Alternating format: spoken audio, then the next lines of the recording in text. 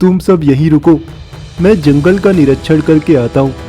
मगर याद रहे, किसी को मेरे बारे में पता नहीं चलना चाहिए कि मैं इस भेष में बाहर जा रहा हूँ। ठीक है राजा जी। एक दिन राजा विक्रमादित्य जंगल की सैर कर रहा होता है। उसे जंगल से बहुत प्यार था। अरे वाह, कितना सुंदर भालू है। तभी राजा देखता है कि वो भालू एक पेड़ के नीचे बैठे साधु के ऊपर हमला करने जा रहा है। अरे नहीं, ये तो साधु को मार देगा, मुझे कुछ करना पड़ेगा। तभी राजा विक्रमादित्य अपना तीर निकालकर उस भालू के ऊपर हमला करता है, मगर गलती से वो तीर साधु को लग जाती है।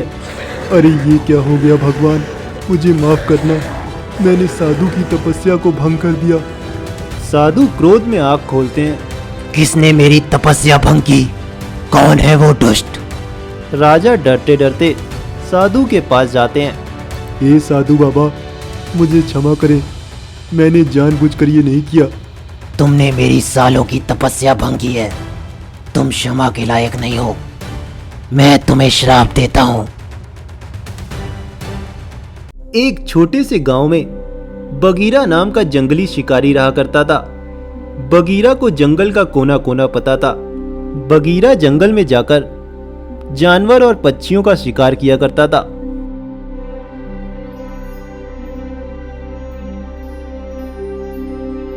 आ गए आप, बस बहुत हुआ।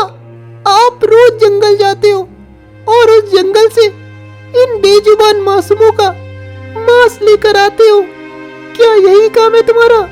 अरे मैं शिकार करता हूँ, अगर शिकार नहीं करूँगा तो हम लोग खाएंगे क्या? हम लोग के पास पैसे कहाँ से आएंगे? अरे कोई और काम ढूंढो, क्या तुम्हें इन मासूमों के ऊपर दया नहीं आती? क्या फिर तुम शुरू हो गई? तुमसे तो बात ही करना बेकार है। मीना फालतू मेरे ऊपर चिल्लाती रहती है। मैं शिकारी हूँ, अगर शिकार नहीं करूँगा तो हम लोग खाएंगे पिएंगे कैसे और हमारे घर का खर्च कैसे चलेगा? पता नहीं कौन सा गलत काम करता हूँ। हे भगवान, आज मुझे कोई बड़ा शिकार करना होगा ताकि उसे बेचकर कुछ दिन का खर्च चल सके। बगीरा जंगल के कोने कोने में शिकार के लिए जाता है, मगर कहीं भी उसे शिकार नहीं मिल रहा होता है। बगीरा वहीं थक कर बैठ जाता है। अरे आज तो जंगल शांत है, एक भी पशु पक्षी जानवर नहीं दिखाई पड़ रहे हैं। पता नहीं क्या हो गया इस जंगल को, सारे पशु पक्षी कहाँ चले गए? अगर आज शिकार नहीं मिला तो क्या होगा? बगीरा भूखा था और परेशान भी, क्योंकि वो मीना से लड़कर आया था और दूसरा उसे कोई शिकार नहीं मिल रहा था।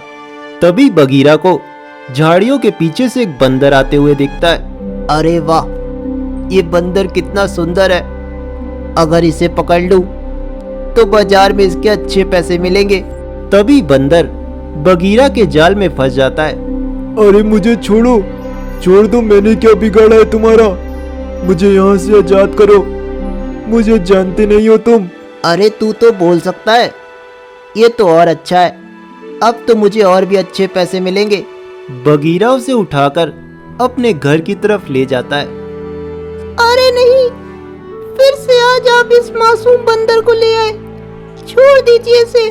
अरे मीना तुम चुप रहो, मैं शिकार नहीं करूँगा तो तुम्हारे पास पैसे कहाँ से आएंगे? अब तो घर में कुछ खाने को भी नहीं है। मगर इस मासूम को बेचकर हमारे दिल को कैसे शांति मिलेगी? हम भूखे रहेंगे, मगर इसे छोड़ दीजिए। मीना तुम मेरी बात क्यों नहीं समझ रही? मैं इसे छोड़ नहीं सकता, मैं जा रहा हूँ बाजार और इसे बेचकर कुछ पैसे लेकर आता हूँ।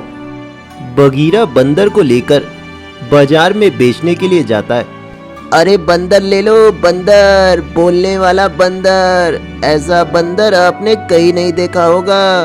अरे सुनो, मुझे मत बेचो। बगीरा मेरी बात सुनो, मैं कोई बंदर नहीं, मैं इस राज्य का राजा हूँ।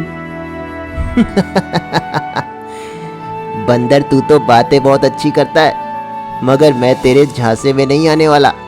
अरे बंदर ले लो, बंदर ले लो, कूदने वाला बोलने वाला बंदर ले लो। बगीरा काफी देर तक बंदर को बेचने की कोशिश करता है, मगर कोई भी उससे बंदर खरीद नहीं रहा होता है। अरे मेरी तो किस्मत ही खराब है।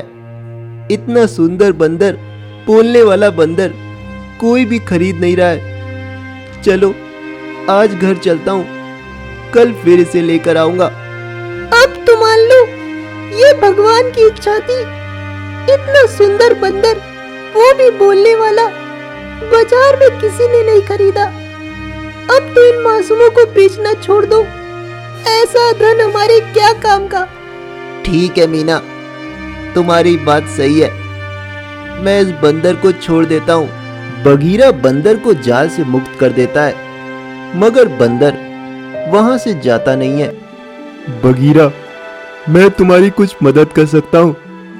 अगर तुम मेरा कहना मानोगे तो तुम्हारे पास ढेर सारी दौलत होगी जिससे तुम आराम से गुजारा कर सकते हो। तुम एक बंदर हो, बोलते हो, इसका मतलब ये नहीं कि मैं तुम्हारी सारी बात मानूंगा। चले जाओ यहाँ से। बगीरा, मैं पहले कोई बंदर नहीं था। मैं इस राज्य का राजा विक्रमादित्य हूँ। मुझसे अनजाने में एक गलती हो गई जिसका अंजाम मैं अभी तक भोग रहा हूँ। क्या हुआ था तुम्हारे साथ? बंदर बगीरा को सारी बात बताता है। एक दिन राजा विक्रमादित्य जंगल की सैर कर रहा होता है। उसे जंगल से बहुत प्यार था। अरे वाह, कितना सुंदर भालू है। तभी राजा देखता है कि वो भालू एक पेड़ के नीचे बैठे साधु के ऊपर हमला करने जा रहा है। अरे नहीं, ये तो साधु को मार देगा। मुझे कुछ करना पड़ेगा। तभी राजा विक्रमादित्य अपना तीर निकालकर उस भालू के ऊपर हमला करता है, मगर गलती से वो तीर साधु को लग जाती है। अरे ये क्या हो गया भगवान, मुझे माफ करना। मैंने साधु की तपस्या को भंग कर दिया। साधु क्रोध में आंख खोलते हैं। किसने मेरी तपस्या भंग की? कौन है वो दुष्ट? राजा डरते डरते साधु के पास जाते हैं। हे साधु बाबा, मुझे क्षमा करें। मैंने जानबूझकर ये नहीं किया। तुमने मेरी सालों की तपस्या भंग की है। तुम क्षमा के लायक नहीं हो। मैं तुम्हें श्राप देता हूँ कि तुम आज से एक बंदर बनकर इस जंगल और वन में घूमते रहोगे। तब तुम्हें इन मासूम जानवरों की अहमियत समझ में आएगी। नहीं बाबा, मैं कोई शिकारी नहीं हूँ। ऐसा मत करिए, ये तो अन्याय है बाबा। मैंने तो आपकी जान बचाने के लिए उस भालू के ऊपर वार किया था जो आपके ऊपर हमला करने वाला था। गलती से ये तीर आपको लग गई। तभी बाबा को महसूस होता है कि उनसे क्रोध में एक बहुत बड़ी गलती हो गई। बेटा, मैं अपना श्राप तो वापस नहीं ले सकता, मगर तुम ऐसे व्यक्ति को ले आते हो जो अपना पाप मेरे सामने स्वीकार करे, तो उसी समय तुम्हारा ये श्राप खत्म हो जाएगा। तभी राजा विक्रमादित्य एक बंदर में बदल जाता है। बगीरा, तुम ही मेरी मदद कर सकते हो और अपनी भी। ठीक है, चलो चलता हूँ। मुझे भी तुम्हारी कहानी सुनकर ऐसा लगता है कि मैं शिकार कर कर जंगल और इन मासूम जानवरों के साथ अन्याय किया है और मैं अपनी गलती सुधारना चाहता हूँ। बगीरा बंदर की बात को मान लेता है। बगीरा और बंदर साधु के पास जाते हैं। बंदर बगीरा को बाबा के पास ले जाता है। बाबा की जय हो। बाबा, मैं आ गया। बाबा आँख खोल के जब देखते हैं तो उनके सामने एक बंदर और बगीरा खड़ा था। कौन हो तुम लोग और मुझसे क्या काम है?